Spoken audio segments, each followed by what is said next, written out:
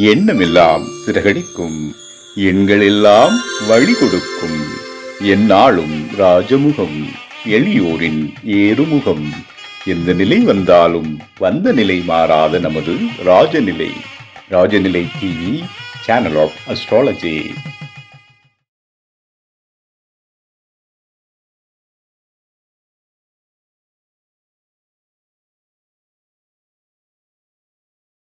வாழ்க வையகம், வாழ்க வையகம், வாழ்க வளமுடன். அம்மா அப்பா பாதம் பணிந்து வணங்குகிறேன். ஜோதிட குருமார்களுக்கும் நவகிரகங்களுக்கும் பஞ்சபூதங்களுக்கும் பிரபஞ்சத்திற்கும் குலதெய்வத்திற்கும் என் அன்பான வணக்கம். கதிரவன் மதியம் அங்காரகன் முந்தையும் கருணை உள்ள சுரதம் குருவும் காரவன் காரியம் ராகும் கேதும் கருது மிக சுகமாக 11ஆம் இடம் வந்து உச்சநிலை என்ற பரிவோடு மந்தால் செய்மன்றோம். உலகெங்கும் உள்ள ராஜநிலை டிவி ரசிக பெருமக்கள் அனைவருக்கும் உற்சாகமான காலை வணக்கம். இன்று பிறந்தநாள் மற்றும் திருமணநாள் கொண்டாடும் அனைவருக்கும் ராஜநிலை டிவி சார்பாக வாழ்த்துக்களை தெரிவித்துக் கொள்வது உங்கள் ராஜநிலை எண்கணித வித்தகர் லால்குடி செந்தில்.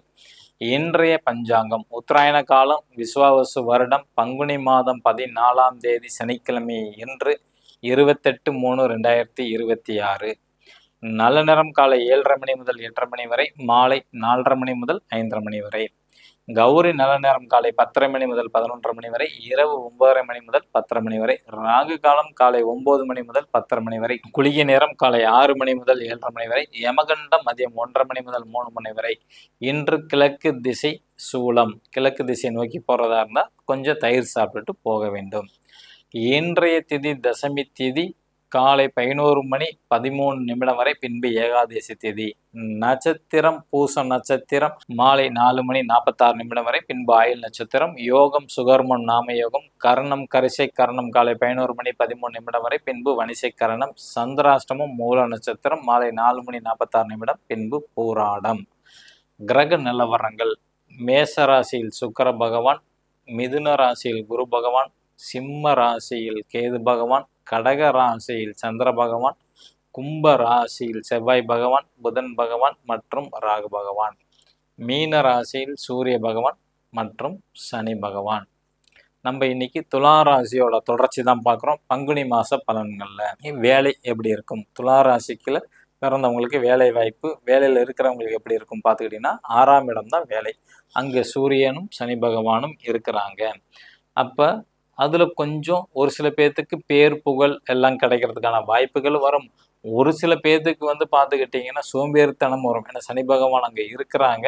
அதனால் வந்து பார்த்துக்கிட்டிங்கன்னா இருக்கிற இடம் வலு பெறும். அப்போ ஓவர் டைம் பார்க்கக்கூடிய அமைப்புகள் வந்து வரும். ஓகேங்களா? இருக்கிற இடம் வந்து வலிமை பெறத்துக்காண்டி ஆல்ரெடி வேலையில் இருக்கிறவங்களுக்கு வந்து எக்ஸ்ட்ரா டைம்லேருந்து ஓவர் டைம்லேருந்து டியூட்டி பார்த்து வருமானம் நல்லா வரும். புதுசாக வேலை கிடைக்குமா சார் அப்படின்னு நினச்சிங்கன்னா நிச்சயமாக வேலை வாய்ப்பு வந்து கிடைக்கும். சிறப்பாக இருக்கும் துலா ராசியை பொறுத்த வரைக்கும். கணவன் மனைவி ஒற்றுமை எப்படி இருக்கும் அப்படின்னு எடுத்துக்கிட்டிங்கன்னா 7ஆம் இடம் தான் உங்களோட பார்ட்னரை குறிக்கக்கூடியது. அது செவ்வாய். அவர் 5ஆம் இடத்துல ராகு சாரத்தில் வந்து இருக்கிறாங்க. அப்போ கணவன் மனைவி மீதோட அன்பு பாசங்கள் எல்லாமே கிடைக்கும். புதுசாக திருமணம் ஆகணும் அப்படி திருமணத்தில் வந்து நிற்கிறாங்க அப்படின்னா அவங்க போன ஜென்மத்திலையும் கணவன் மனைவியாக தான் வாழ்ந்திருப்பாங்க. அந்த உறவு தான் இப்பயும் வந்து உங்களுக்கு வந்து கிடைச்சிருக்கு. நல்ல ஒற்றுமை வரும், அந்யோன்யம் வந்து ஏற்படும். வெளியூர் பயணங்கள், சுற்றுலா பயணங்கள், இந்த மாதிரி அமைப்புகள்லாம் கிடைக்கும் கண்டிப்பாக. அதே மாதிரி ஒருத்தர் மேலே ஒருத்தர் வந்து அன்பு வரதுக்கான வாய்ப்புகள் வந்து உண்டு. ஒரு சில இடங்கள்ல வந்து பார்த்துக்கிட்டிங்கன்னா கோயிலில் ஒரு தடவை திருமணம் பண்ணி மீண்டும் வந்து ரெஜிஸ்டர் மேரேஜ். ஏன்னா அது வந்து பார்த்துக்கிட்டிங்கன்னா 7ஆம் இடம்ங்கிறது திருமணம், அதுக்கு 11ங்கிறது வந்து பார்த்துக்கிட்டிங்கன்னா கொஞ்சம் பாதகம். அப்போ 2 இடத்துல வந்து திருமணம் செய்யக்கூடிய அமைப்பை வந்து கொடுத்துரும். அப்போ கோயிலில் ஒரு தடவை பண்ணுவாங்க, அடுத்தது வந்து ரெஜிஸ்டர் மேரேஜ் பண்ணுவாங்க. சரியாக போயிடுச்சு, நம்ம எடுத்துக்கலாம்.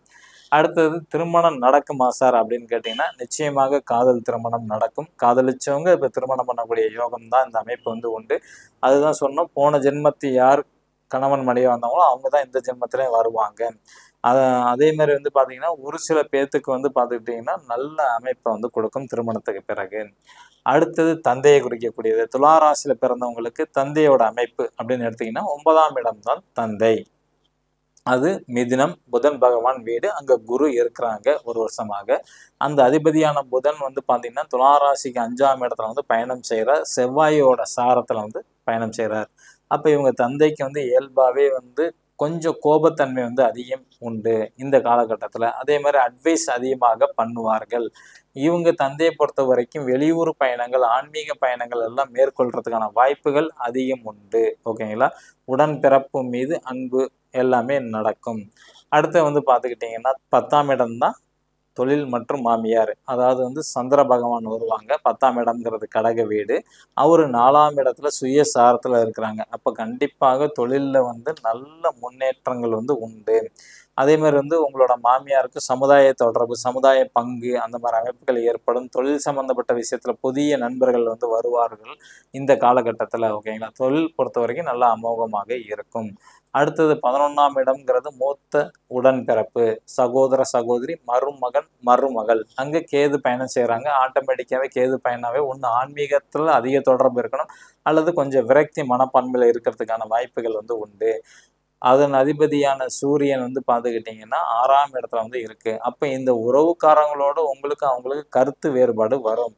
அதே மாதிரி அவங்க தன்னோட ஸ்தானம் சூரியன் தன் வீட்டுக்கு 8ஆம் இடத்துல மறைஞ்சிருக்கு. அவங்க வாகனத்துல போகும்போது ரொம்ப கவனமாக இருக்க வேண்டும்.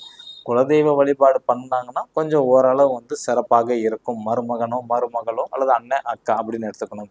பதவி உயர்வு இல்லை, கேது இருக்கிறாங்க, தடை உண்டு. அதன் அதிபதியான சூரியன் 8ல மறைந்தனா பதவி உயர்வு இல்லை. வெளிநாட்டு யோகம் எப்படி சார் இருக்கும் அப்படின்னா நிச்சயமாக கிடைக்கும். வெளிநாடு போறதுக்கான யோகம் அதிகமாக உண்டு.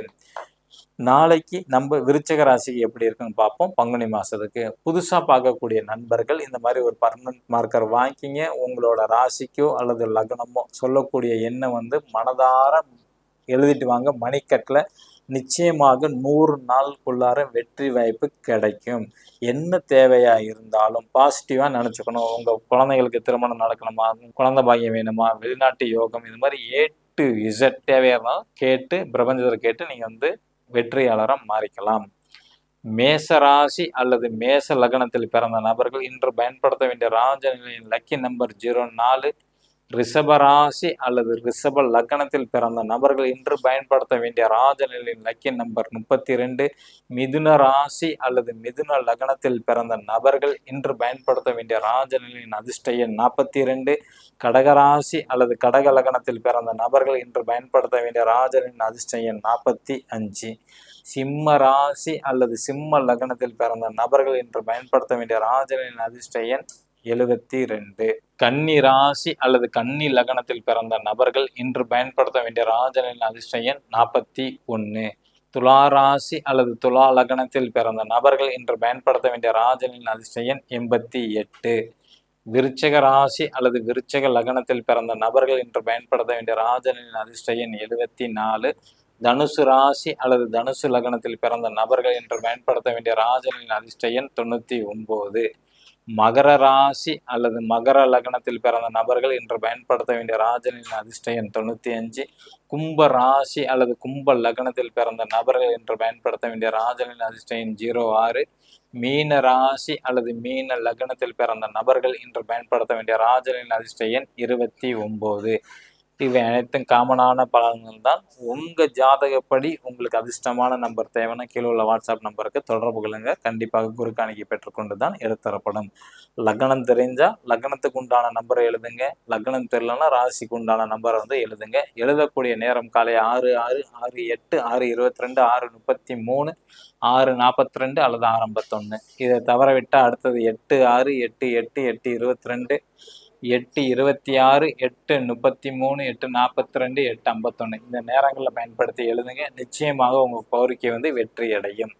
இந்த நாள் இனிய நாளாமைய அடியேன்னு பிரபஞ்சத்திடம் பிரார்த்தனை செய்து கொண்டு உங்களிடமிருந்து விடை பெற்றுக் கொள்வது உங்கள் ராஜநிலை எண்கணித வித்தகர் லால்குடி செந்தில். நன்றி, வணக்கம், வாழ்க வளமுடன்.